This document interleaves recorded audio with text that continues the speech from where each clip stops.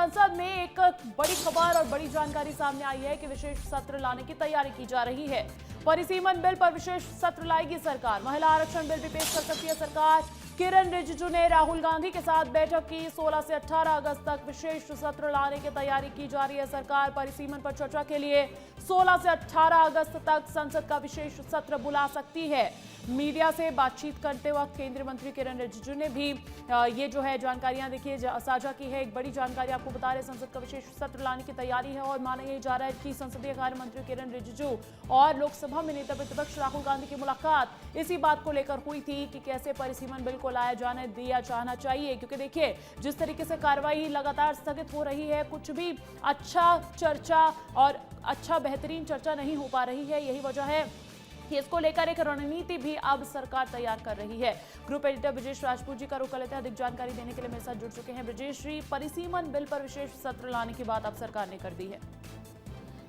देखिए अंजलि, बहुत बड़ी खबर है। सरकार इस बारे में पूरी तरह से तैयार है कि अब ये जो मानसून का सत्र चल रहा है ये तो 13 तारीख को खत्म हो जाएगा, मगर इसके बाद सरकार ने जिस तरीके से सभी दलों में अपनी पैठ बनाई है, बहुत सारे जो सांसद टूट के जो बीजेपी के पाले में आ गए हैं, बीजेपी या एनडीए के पक्ष में आ गए हैं, उन सबको जोड़ के 16, 17, 18 यानी इन 3 तारीखों को संसद का विशेष सत्र बुलाने की तैयारी की जा रही है। हमारे सूत्र कह रहे हैं ये, और इस विशेष सत्र में महिला आरक्षण और जो परिसीमन बिल है, डिलिमिटेशन बिल है, दोनों को एक साथ इंट्रोड्यूस किया जाएगा। और जिस तरीके से अभी जो सांसदों का इस तरफ से उस तरफ पाला बदल हुआ है, वो एनडीए की तरफ जिस तरीके से आ गया है, उससे साफ साफ लग रहा है कि सरकार बहुमत के बहुत करीब है।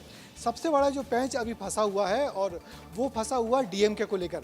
डीएमके यदि साथ में आती है तब तो कांग्रेस जो बीजेपी है या एनडीए है वो इस बिल को पास करवा लेगी, मगर डीएमके यदि एब्सेंट भी होती है तब भी एनडीए के लिए बहुत कंफर्टेबल पोजीशन होगी। लोकसभा में बहुमत के बहुत करीब है वो। यही वजह कि आज हमने देखा कि किरण रिजिजू जी जो संसदीय कार्य मंत्री हैं, वो नेता प्रतिपक्ष राहुल गांधी से मिलने गए थे उनके कक्ष में और इसी विषय में लंबी बात की है। तो कुल मिला के सरकार ने एक बार फिर कमर कस ली है कि महिला आरक्षण बिल लेके आएगी। महिला आरक्षण के साथ साथ परिसीमन बिल भी लेके आएगी, और परिसीमन का उसका जो फॉर्मूला है कि हर राज्य में 50% सीटें बढ़ाने का, उस पर बहुत राज्यों की सरकारें या जो विपक्षी दलों की सरकारें जिन जिन राज्यों में हैं वो सहमत हो गई हैं। एक साथ 50% सीट बढ़ जाएगी।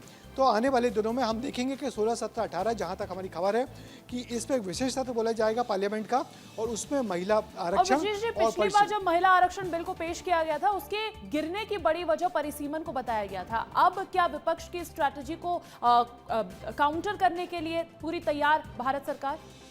पिछली बार भी यही बात हुई थी। अमित शाह जो केंद्रीय गृह मंत्री, उन्होंने कहा था कि हम चाहेंगे कि हर राज्य में जनगणना के बाद ना हो परिसीमन, जनगणना के आधार पर होगी तो दक्षिण के राज्य घाटे पर रह जाएंगे, वहाँ सीटें नहीं बढ़ेंगी। तो पिछले बहस के दौरान अमित शाह ने कहा था कि आप कहें तो हम हर राज्य में 50% का फार्मूला ले आएंगे। 50% का फार्मूला यानी कि जिस राज्य में 20 सीटें हैं उसकी 40 लोकसभा की सीटें हो जाएंगी। तो इस पर मुझे लगता है कि तमाम विरोधी दल जो जिन जिन राज्यों में सरकारें उन्हें सहमति दे दी है। डीएमके के कांग्रेस से जो अलगाव हो गया है उससे डीएमके एनडीए के पक्ष में आ गई है। तो अब सबसे बड़ी वजह ये तो लोकसभा में बहुमत के सरकार बहुत करीब है, और हमारे जो आंकड़ा जो आप देख रही हैं उसमें बहुमत से सिर्फ 6 सीट दूर है। तो उसको भी जो एनडीए है कहीं ना कहीं पूरी कर लेगी, और पूरी सरकार की कोशिश है कि मानसून सत्र के बाद एक विशेष सत्र फिर से बुलाया जाए और इस जो महिला आरक्षण है और परिसीमन बिल है उसको इस तरीके से पास करवाया जाए जिससे बीजेपी अगले चुनाव बहुत कंफर्टेबल तरीके से जीत सके। बिल्कुल, अब देखना होगा कि क्या होता है, क्योंकि अभी तो सदन की कार्रवाई चल नहीं पा रही है। हालांकि विशेष सत्र में चल पाएगी ऐसी उम्मीद जरूर जता सकते हैं। बहुत शुक्रिया ब्रजेश जी तमाम जानकारी हम तक पहुंचाने के लिए।